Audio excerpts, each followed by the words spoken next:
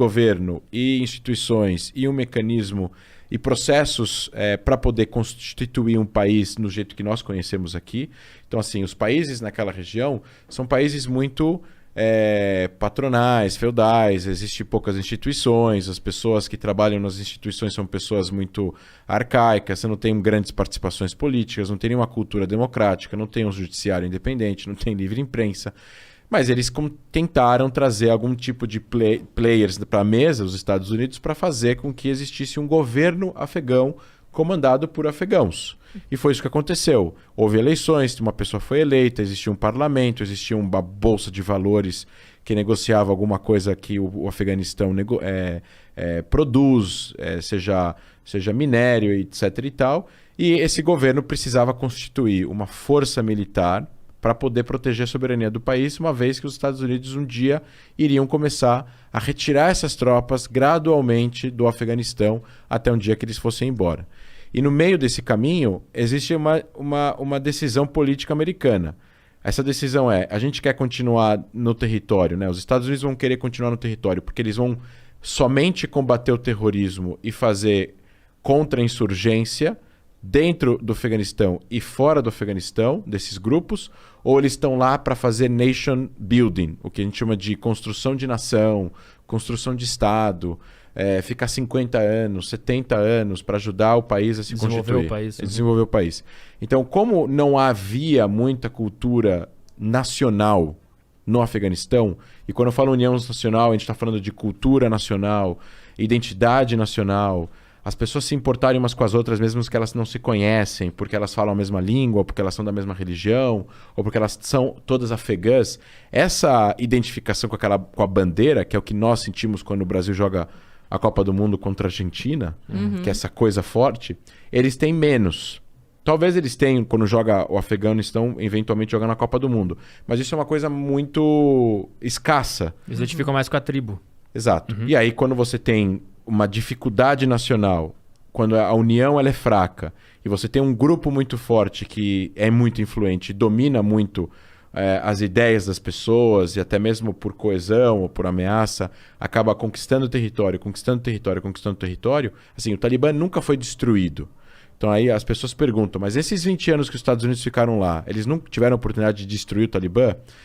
O Talibã estava escondido nas montanhas do Afeganistão, nas cavernas dessas montanhas, nas vilarejos inacessíveis do Afeganistão, que você tem como chegar apenas com um guia e com um 4x4 e olhe lá, às vezes a pé.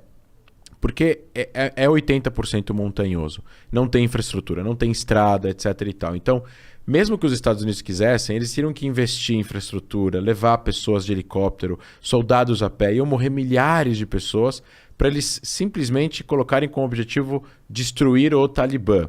Eles teriam que ocupar o país inteiro, assim, propriamente dito. Quando existem forças militares em outro país, eles não estão ocupando todas as fronteiras, ou todos os postos de controle, ou todas as bases militares. Eles estão dentro da capital, eles estão conversando com o serviço secreto do país, eles estão conversando com o exército, mas existe lá uma força X de pessoas. Existe um cálculo que tenta entender quantas pessoas tem? De quantas pessoas a gente está falando que estavam escondidas ou qualquer coisa assim? 60 mil. 60 mil combatentes armados.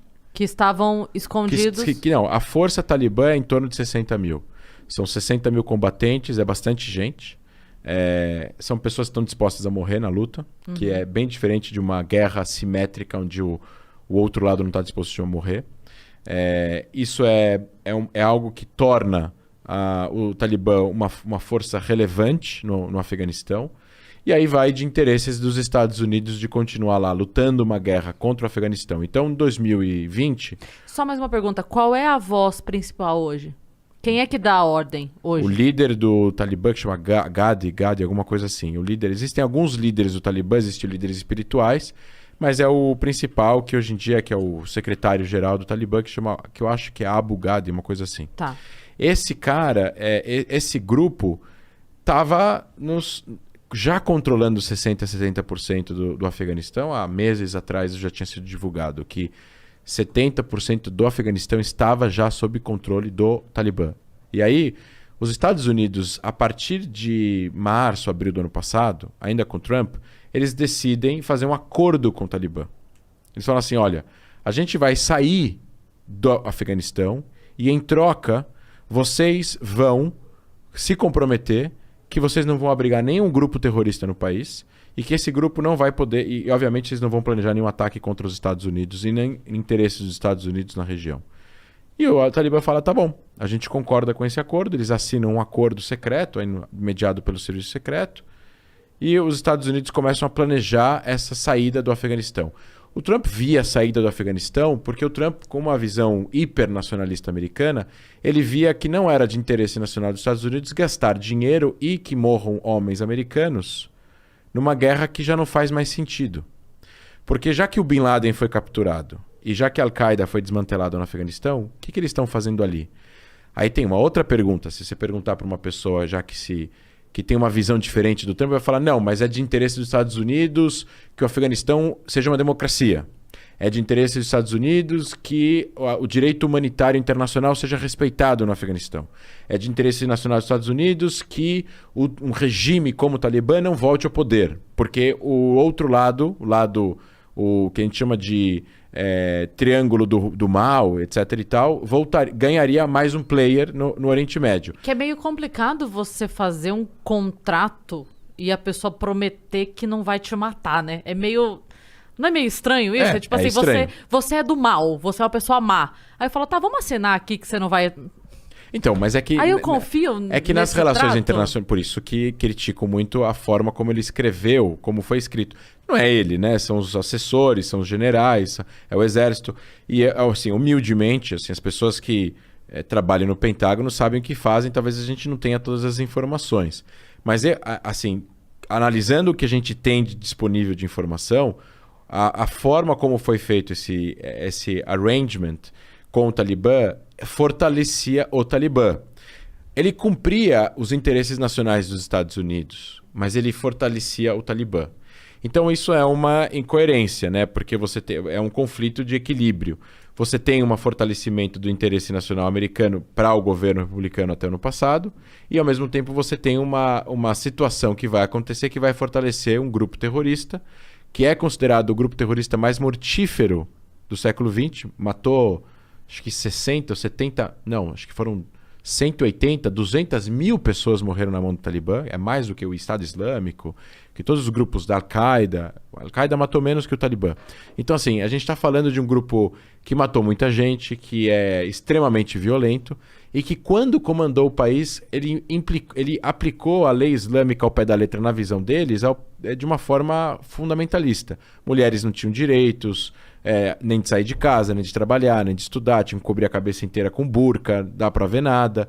Então, assim, era um país extremamente fechado. Quem lembra, teve até um jornalista do Fantástico que foi até lá e filmou com várias autorizações, assim, era um país extremamente complexo e fechado. O homem tinha que deixar a barba crescer, não podia raspar a barba. Exatamente, né? Até hoje, né? Agora A tua barba é curta. Eu morreria lá. Eu não sei se hoje em dia, de cara, nesse momento, você morreria, mas em 96 a 2001 você seria preso. Preso talvez preso, talvez punido, talvez você tenta chibatadas na frente de todo mundo. Alguma coisa ia acontecer com você por causa da tua barba. Quando os Estados Unidos invade lá, eles corriam para as barbearias para tirar a barba, porque eles finalmente podiam fazer Exatamente. a barba. Né? Então o que aconteceu? Só para terminar essa parte da primeira pergunta, os Estados Unidos decidem sair e o Talibã já está fazendo a sua organização, já está trabalhando para poder controlar o país novamente. Então essa saída dos Estados Unidos, agora com o Biden decide que ele vai cumprir o acordo que foi assinado pelo Trump, porque não é o Trump ou o Biden, é o presidente dos Estados Unidos com o Talibã. Então, assim, o presidente dos Estados Unidos assinou um negócio, o presidente dos Estados Unidos no ano seguinte precisa cumprir. Não importa se trocou o presidente ou não. Então, assim, mesmo senão vira uma casa da mãe Joana, não dá. Tem que ter uma certa organização. Os Estados Unidos reconheceu Jerusalém como capital de Israel e os Estados Unidos do Biden continuam reconhecendo. Então, não tem uma mudança drástica de política para coisas desse tipo, porque a gente está falando em nome do país e não em nome do governo apenas, né? Eu não sabia que tinha continuado. Então tinha continuado. Então o Biden fala assim, bom, vamos fazer esse... Quer dar uma pausa? Não, a gente só vai continuar comendo aqui. Vamos fazer vamos fazer acontecer esse acordo que o Trump fez, mas vamos fazer isso não em setembro, vamos fazer isso em maio. Ah, não, em maio não vai dar, vamos fazer em agosto. E aí eles decidem a data. Então, assim, a forma como foi feito foi uma forma que ia levar claramente a um caos, que é o que gerou, e medo nas pessoas. E o Talibã não fez nada. Na verdade, não é que o Talibã não fez nada. O Talibã usa da ameaça, da coesão, da dissuasão, da ameaça do uso da violência, através de conversas. Eles funcionam mais ou menos como máfia, né?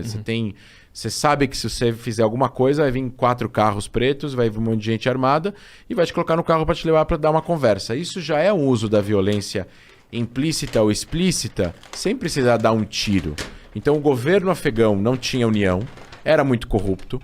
Provavelmente o governo afegão recebeu aí ligações do pessoal do Talibã já algumas semanas atrás falando, olha, os Estados Unidos vão sair, vocês vão ter 48 horas para abandonar o governo, entregar a transferência de poder para nós, para a gente não ter derramamento de sangue, porque a cidade está cercada, Cabul está cercada, a gente vai entrar com toda a força. Então vale a pena vocês cumprirem com isso.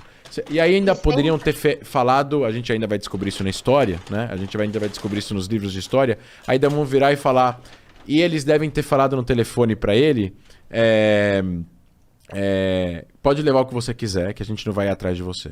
Então, o presidente do Afeganistão pegou malas de dinheiro, a mulher, 2 assessores, subiu no helicóptero e foi para algum país e hoje ele apareceu em Dubai. Então ele levou muito dinheiro. E aí, hoje em dia, ele levou muito dinheiro, milhões de dólares. E aí o que aconteceu? A liderança do Talibã entrou em Cabul, foi até o Palácio Presidencial e já começou a fazer conferência de imprensa. E o que eles estão falando para as repartições, para o exército afegão que estava fazendo segurança nas ruas, etc. e tal, é falando assim, vocês precisam reconhecer a legitimidade do Talibã. Vocês precisam reconhecer que o Talibã vai ser o governo do Afeganistão e